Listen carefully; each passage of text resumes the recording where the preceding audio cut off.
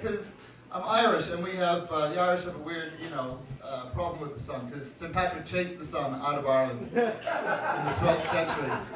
And ever since, the sun has been hunting us down in other countries and is burning the shit out of us.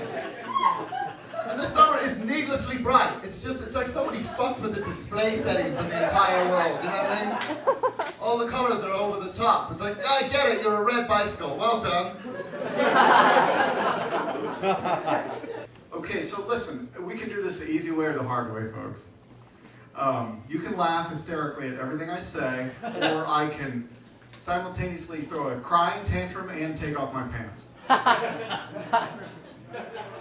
It's better. I think you're going to choose option A. I think they're going to go for the former.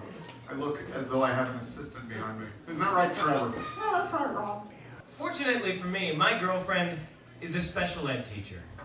That's right, and when I need to feel better about myself, nothing does the trick quite like the papers and stories she brings home for her mentally, behaviorally, and socially challenged students. Join me, won't you?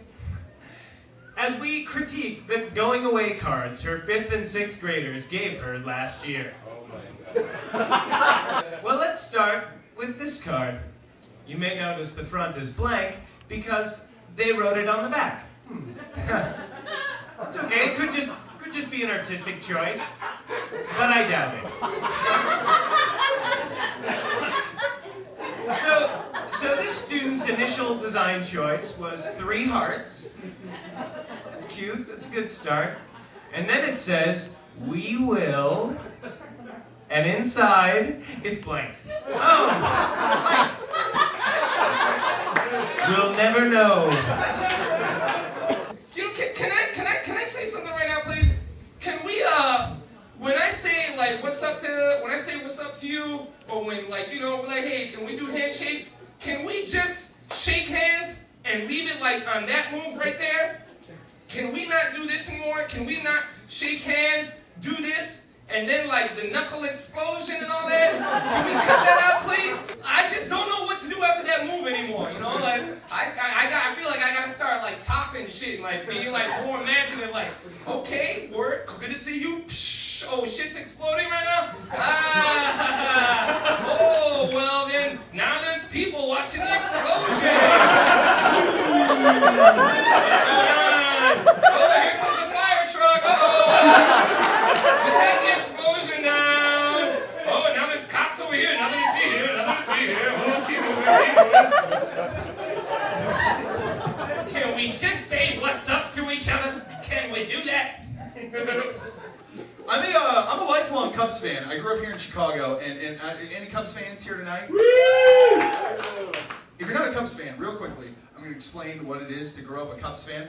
Growing up a Cubs fan is just like growing up with an absentee alcoholic dad. Because every year, you think the Cubs are going to win the World Series. So we're growing up that way. Like growing up with the absentee alcoholic dad, every year, you think he's going to show up to Christmas. And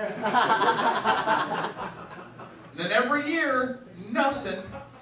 And then 2003 with Bartman, the Freddie Munster-looking douchebag, ruined it for everybody. That was like the alcoholic dad did come to Christmas, and he brought you a bike that year. But then halfway through Christmas dinner, he got his load on, took the chain off the bike, and beat the holy shit out of you with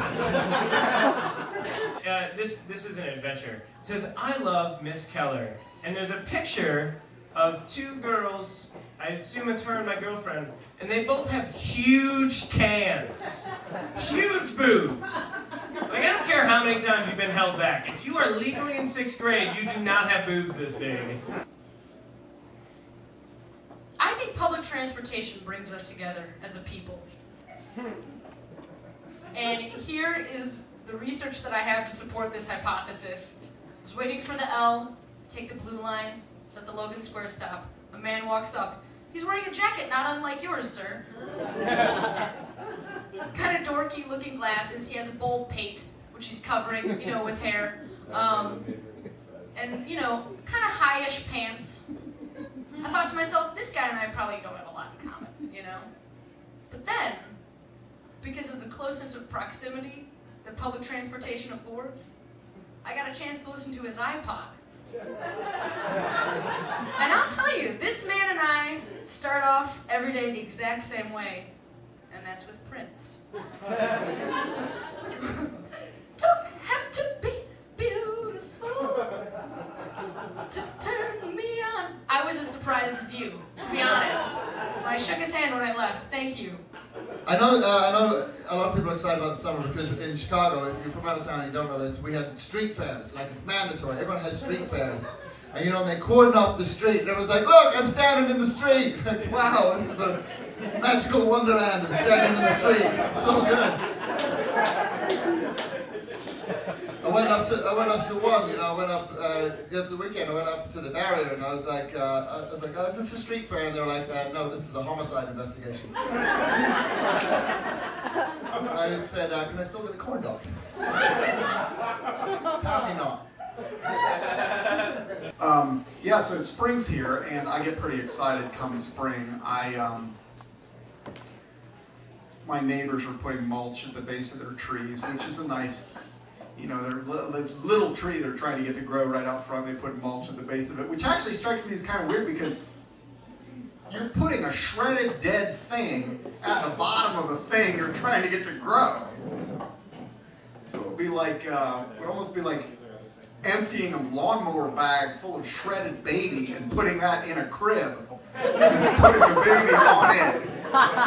Flower thing. This is gorgeous, and talk about someone really giving it a shot, okay? There's a lot of writing in there. But the devil's in the details, isn't it? So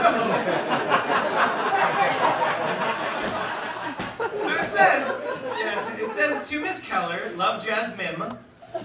I don't think her name is Jasmine. My guess is that's Jasmine, but she just had so much momentum. She kept going. And I will try to read this to you phonetically. Dear Miss Keller, I hop up at you for the god job, faxing for big our class have never had stick touch before. We will miss you, Miss Keller. How come you have to go so soon? Bye! B-I-Y-B-I. But I'm actually boycotting Wrigley this year because of the tacit and the overt racism that's happening at Wrigley. I don't know if you've heard about this. Cubs had their first Japanese-born player ever in their history this year. It's his first season as a Cub. And to prepare Chicago for having a Japanese-born player on the team, the Cubs decided for their marketing campaign to be the back of the Red Eye and the Onion, a picture of the Japanese-born player, Fukudomi is his name, picture of him getting ready to hit right in front of the Japanese World War II flag. Remember the last thing your culture did? Killing a bunch of Chinese people? Here you go, Chicago. Buckle up. He's going to hit a ball with a stick. And we will judge him. And then, like, if that wasn't bad enough, Cubs fans showed up to opening day with the bamboo rice patty hat. Oh, God. It's 2008, not 1956, in a marketing department. Just fucking... Jesus Christ, you're gonna hit your secretary later? What's going on here, fellas?